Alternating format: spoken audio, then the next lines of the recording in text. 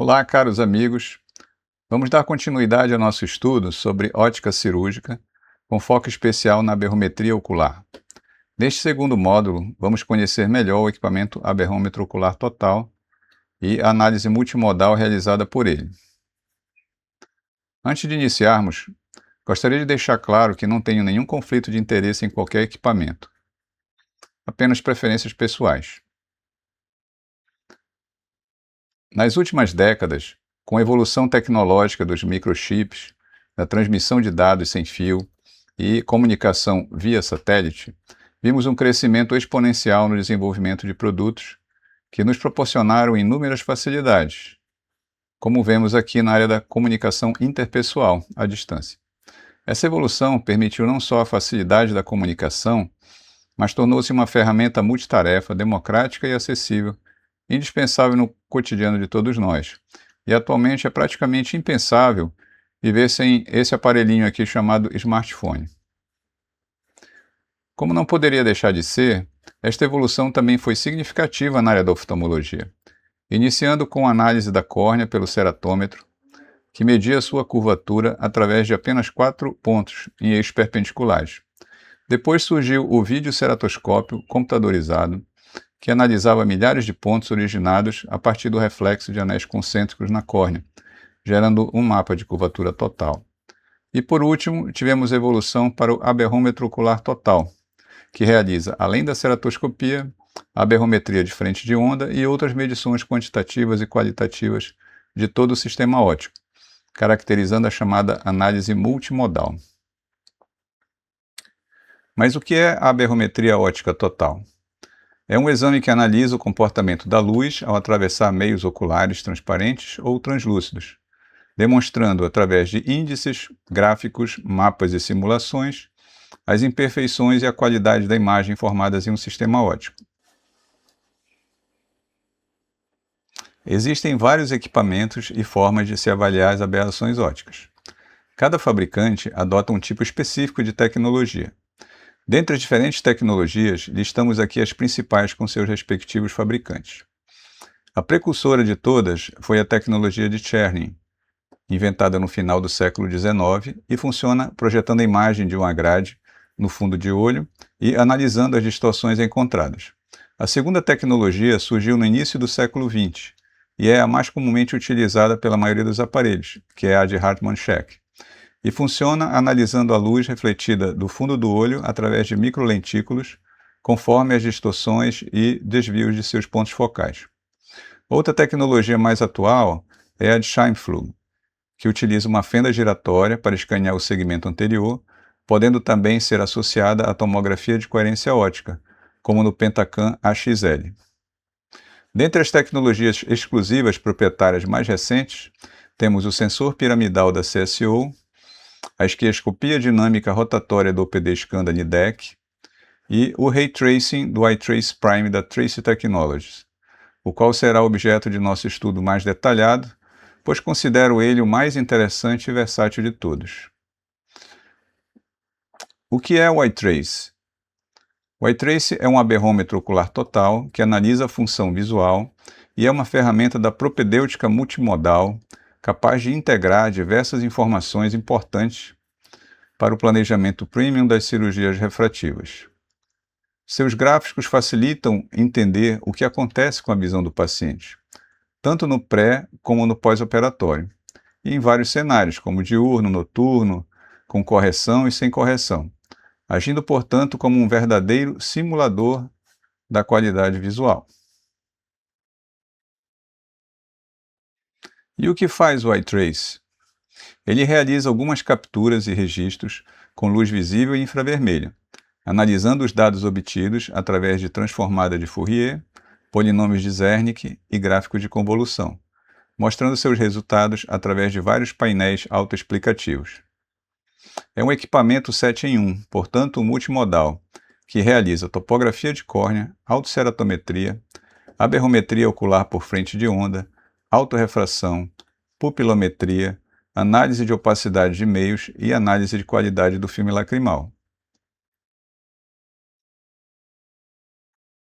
A princípio, a aparência externa modesta do iTrace pode não impressionar nem inspirar credibilidade, mas quando começamos a conhecê-lo e aprendemos a utilizar todo o potencial e recursos que ele oferece, descobrimos que ele é um carro de passeio com coração de Fórmula 1. Dentre os diferenciais do iTrace, podemos destacar: é o único que faz aberrometria ocular total, utilizando topografia com disco de plácido, usando o padrão ouro do ICES,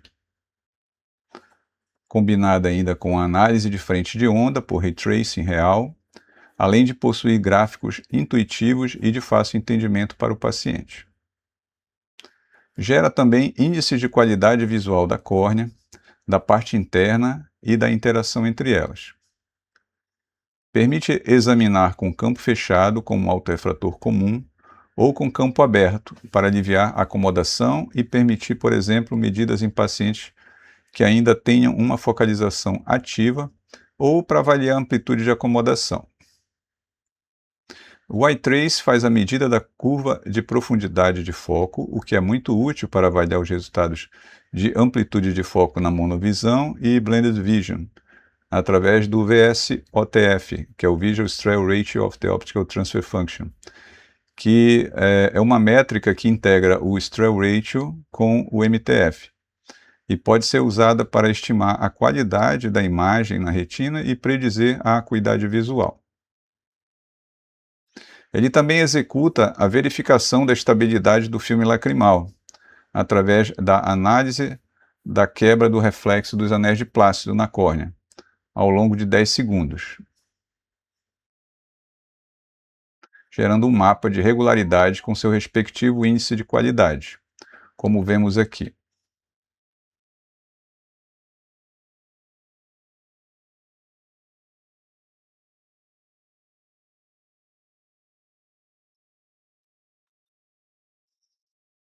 A aberrometria por Ray Tracing no iTrace é feita através da projeção de 256 pontos de laser Near Infrared perfeitamente organizados concentricamente.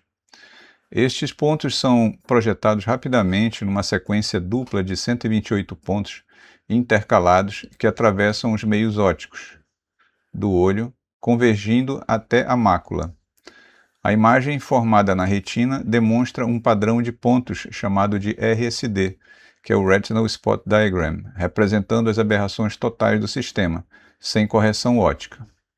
Este vídeo demonstrou como é o método que utiliza o Ray Tracing, projetando pontos através da pupila e gerando um mapa de aberrações ópticas, após análise dos padrões formados na retina.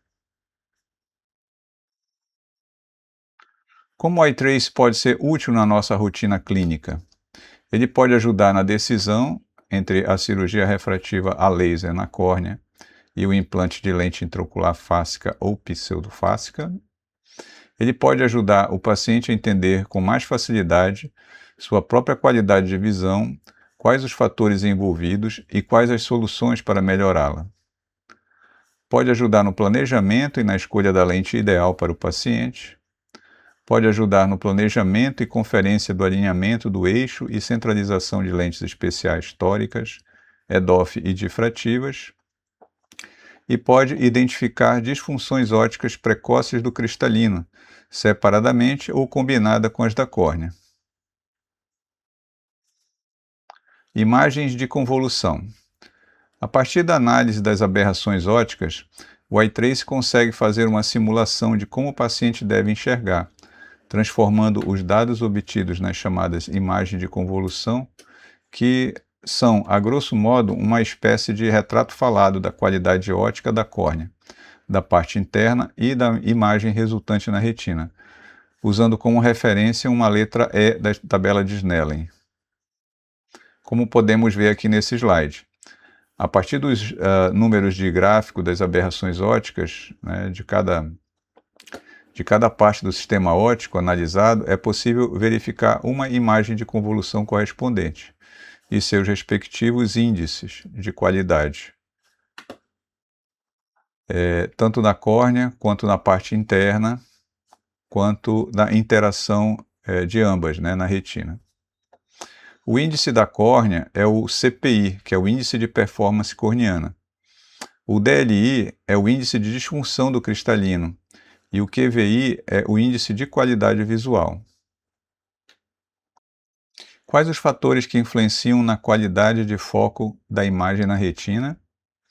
A homogeneidade do filme lacrimal, a transparência e regularidade refracional da córnea, do cristalino e do vítreo, as aberrações de baixa e alta ordem, o tamanho da pupila escotópica e fotópica e a colimação ou alinhamento da córnea, pupila e cristalino em relação à fóvea. Existem vários fatores que podem influenciar na qualidade técnica do exame. O operador precisa ser capacitado, bem treinado e estar sempre atento aos detalhes. Algumas especificidades do paciente, como a idade, que pode afetar a acomodação, as opacidades de meios, as doenças da superfície, dentre outras situações, como tremores, falta de atenção e colaboração geradas por desconforto, má postura, má orientação, ambiente inadequado ou por dificuldade de fixação, por baixa acuidade visual, também precisam ser valorizados. Considerando esses diversos fatores que podem vir a influenciar, o ideal é que se obtenha pelo menos 3 capturas, né, da topografia e do scan de frente de onda. Aqui nestas topografias, vemos um exemplo de 2 capturas realizadas no mesmo olho de um paciente, onde na primeira captura, aqui à esquerda, o piscar e a fixação foram ideais, né, com uma boa lubrificação e topografia de aspecto bem regular.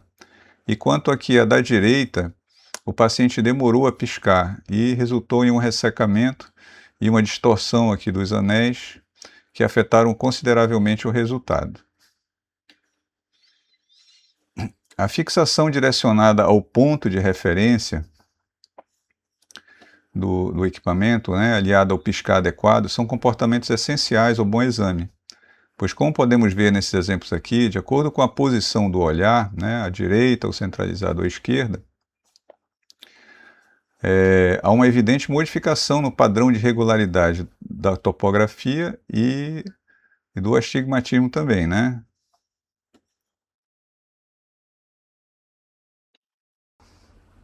Como já vimos na aula anterior, a aberração esférica costuma existir naturalmente no sistema óptico do olho humano e ocorre na córnea e no cristalino.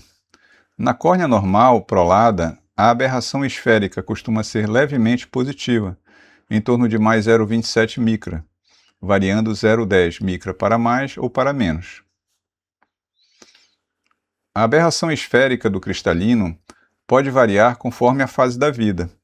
No jovem, a aberração esférica do cristalino é negativa, para poder equilibrar a aberração esférica positiva da córnea, praticamente neutralizando-a, resultando numa melhor qualidade de visão, como podemos ver aqui nessa ilustração, né? Aí o foco fica perfeitinho aqui na retina, né? E a aberração esférica positiva da córnea com a negativa do cristalino, elas se compensam e chegam perfeitamente aqui na mácula, na fóvea, né?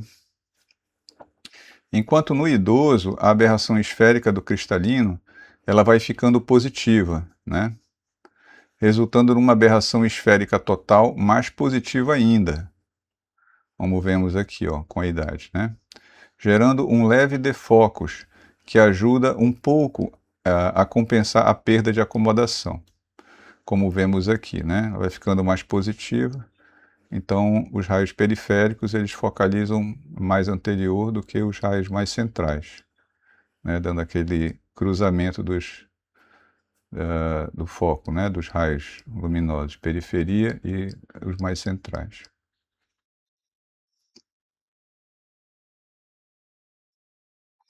É possível, então, ajustar a qualidade do foco ou gerar um defocus intencional utilizando a própria aberração esférica das lentes intraoculares. No quadro à direita, vemos algumas marcas e modelos de lentes intraoculares que possuem aberrações esféricas negativas, neutras e positivas. Em córneas proladas normais, Podemos usar LIOS com aberração esférica negativa. Para quê? Para poder compensar a aberração esférica positiva da córnea, né? Objetivando um foco mais refinado.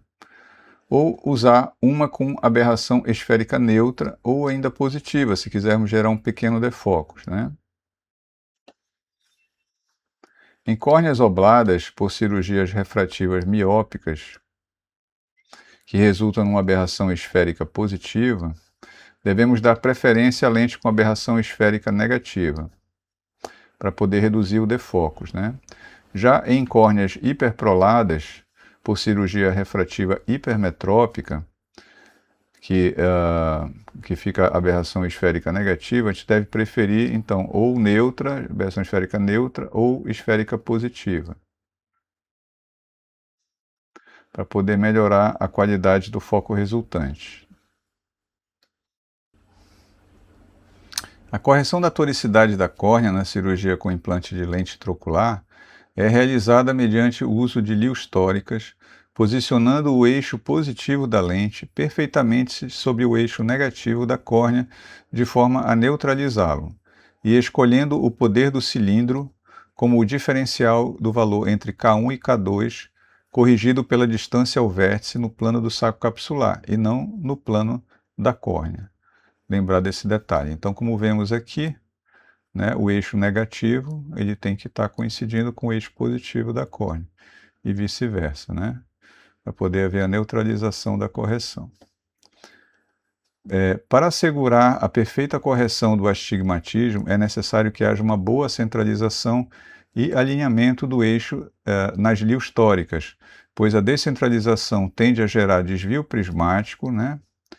E a rotação do eixo provoca a perda do efeito da correção, como vemos aqui nessas estimativas, observadas em alguns estudos, onde 5 graus de rotação causa cerca de 7% de perda do efeito, 30 graus resulta em 50% de perda do efeito, 45 graus de desalinhamento causa uma perda total do efeito, e acima de 45 graus começa a hipercorrigir, podendo chegar até 100% de hipercorreção, aos 90 graus de rotação. Relembrando a aula 1 sobre eixos oculares e centralização, são 3 os principais eixos oculares. O eixo pupilar, correspondente ao centro da pupila, visto na córnea. O eixo óptico, correspondente ao centro geométrico do olho, onde normalmente se considera o centro do globo ocular como o do branco a branco.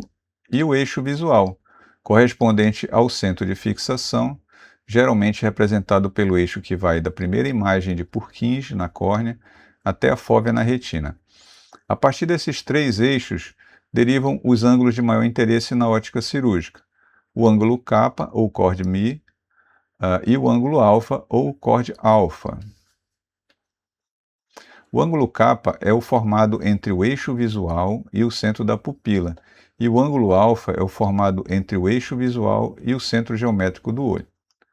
Quanto mais próximos ou alinhados entre si estiverem estes eixos, menor será a interferência na qualidade da imagem formada na retina. No eye trace, a imagem da pupila escotópica e os 3 eixos são identificados automaticamente, e através de sua câmera e LEDs infravermelhos e pelo software, e podem ser vistos detalhadamente nesse display aqui do Angle KA. O eixo visual é representado como uma cruz vermelha, aqui no centro desses 4 pontinhos, né, infravermelho. O eixo pupilar como uma cruz verde, esse verde aqui, né, que é o centro da pupila. E o eixo óptico como uma cruz azul no centro do branco a branco, essa azul aqui. A partir desses eixos, os ângulos kappa e alfa são definidos aqui. Tá?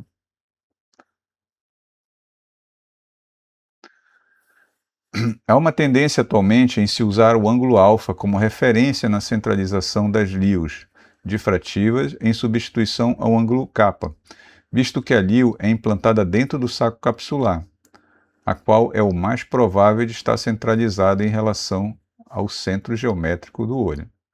Pois o centro da pupila, que é utilizado como referência para achar o ângulo capa, nem sempre se mostra centralizado em relação ao centro geométrico do olho, e também pode variar com a dilatação.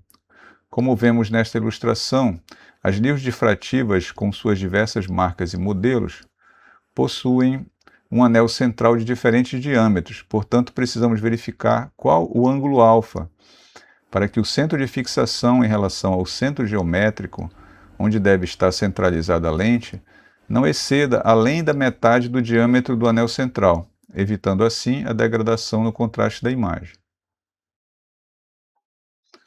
A descentração da lente difrativa é um fator que pode influenciar na qualidade da imagem e, consequentemente, na satisfação do paciente. Portanto, devemos dar especial atenção à medida do ângulo alfa, à centralização do tamanho da cápsula Rhexis e ao correto posicionamento das alças da LIO no saco capsular. O desalinhamento e tilt da LIO podem gerar aberração cromática lateral, desvio de energia da curva de focos e redução da sensibilidade ao contraste e coma. Alguns autores concordam que devemos evitar implantar LIOs difrativas em olhos com ângulo alfa maior que 0,6 mm, cuidar para que o centro do eixo visual esteja dentro do limite do anel central da LIO difrativa, conforme vimos no slide anterior, e que o posicionamento da LIO no saco capsular não exceda 5 graus de tilt ou de inclinação.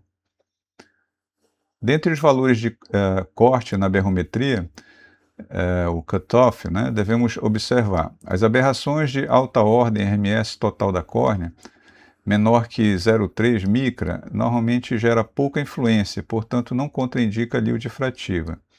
Entre 0,3 e 0,4 micra precisa ter cuidado, verificando fatores adicionais como o tipo de aberração predominante, o tamanho da pupila mesópica e a qualidade da lubrificação ocular. Acima de 0,4 micra, existe maior risco de impacto na qualidade da visão, sendo mais prudente não indicar LIO difrativa. Coma acima de 0,4 já compromete a qualidade visual, portanto evitar LIO difrativa. Ângulo capa maior que 0,5 pode afetar a qualidade visual na cirurgia refrativa, se a ablação for feita centrada na pupila. Preferir ablação centralizada no eixo visual. Ângulo alfa maior que 0,5 pode afetar a qualidade visual em LIOs difrativas trifocais edofitóricas.